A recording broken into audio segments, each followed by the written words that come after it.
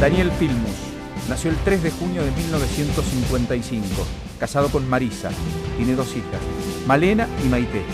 Es sociólogo, vive en Colegiales, es senador desde diciembre del 2007 por el Frente para la Victoria.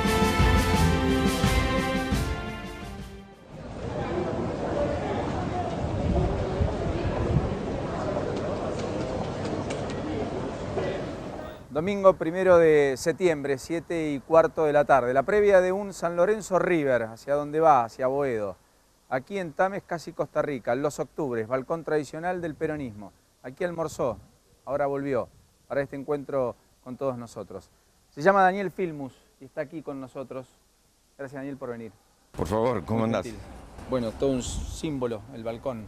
Sí, lindísimo. No podía haber un lugar que elegido diga Los Octubres sin balcón, ¿no? Sí, aparte con un micrófono muy parecido al que uno ve en las películas, cuando hablaba Evita y cuando hablaba Perón.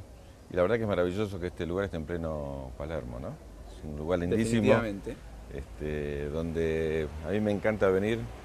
Bueno, solo es la modernización peronista, digamos, ¿no?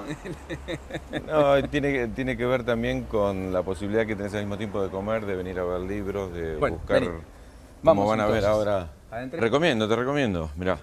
Los 2 que más te gusten de tanta bibliografía. De acá voy a elegirte 2. Bueno. Este que es imprescindible para entender los 10 años de kirchnerismo. Yo ayudé a Daniel con mi memoria como ministro de Educación y después como senador a la escritura de ese libro.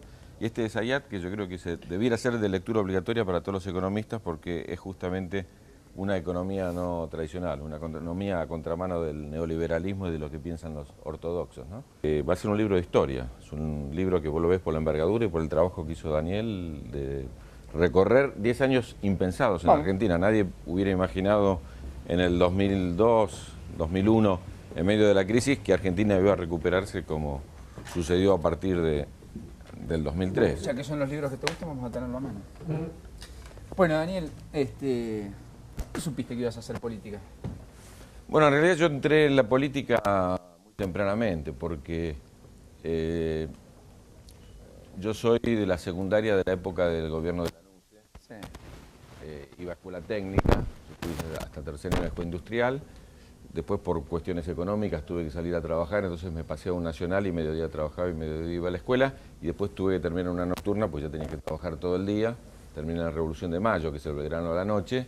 Y ahí ya en cuarto año, que lo hice en el Bartolomé Mitre, ahí ya creamos el Centro de Estudiantes. Era una época de mucha efervescencia política, los 70, inicio de los 70, el cordobazo, el rosariazo, el mendozazo, era realmente una ebullición enorme. En la universidad pasaban cosas muy importantes. Sí.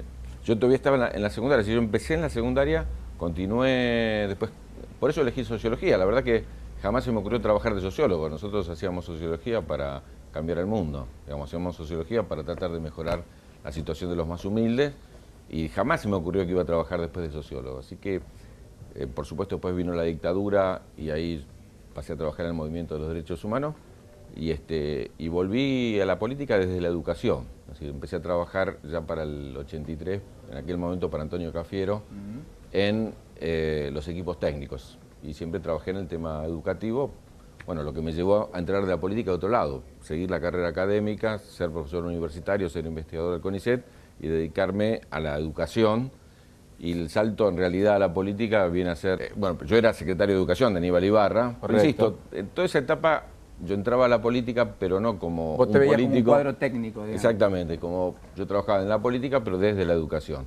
La primera invitación concreta que me llevó noche sin dormir a aceptar el ofrecimiento fue a candidato a vicejefe de gobierno de Aníbal Ibarra, que después ganó Aníbal Ibarra contra Macri esa elección, pero yo en el medio dejé de ser candidato porque en el medio ganó Néstor Kirchner. Te dijo, vení, sé mi ministro, digamos. Exactamente. Y ahí tampoco me sentía como un hombre de la política tradicional.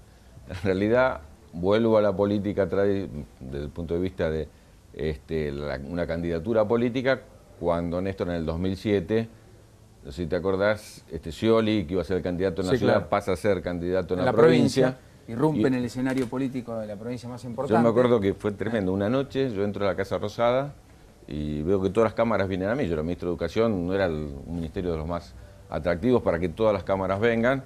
Y esa noche había sido la que Scioli había decidido pasar a la provincia. Entonces se rumoreaba que podía ser candidato a jefe de gobierno y bueno, esa fue mi transición a la política, porque después fui candidato a senador y bueno, hace 6 años que trabajo en el Congreso de la Nación. Ya eso vino en el 2007. Que Ibarra, que era el jefe de la oposición en la época que yo era parte del gobierno, era director general de educación y en el gobierno de Grosso, es el que me viene a decir, mirá, yo te vi desde la oposición cómo trabajaste como director general, O sea, venite a trabajar ahora te conmigo. convoca desde el lugar del adversario. Sí, bueno, fuimos con Tellerman, 2 peronistas, en un gobierno que no era peronista, que era un gobierno donde había gente del radicalismo, gente del socialismo como Laporta, había gente del Frente Grande, como el propio Ibarra y varios más, y había gente del radicalismo como Suárez Lastra.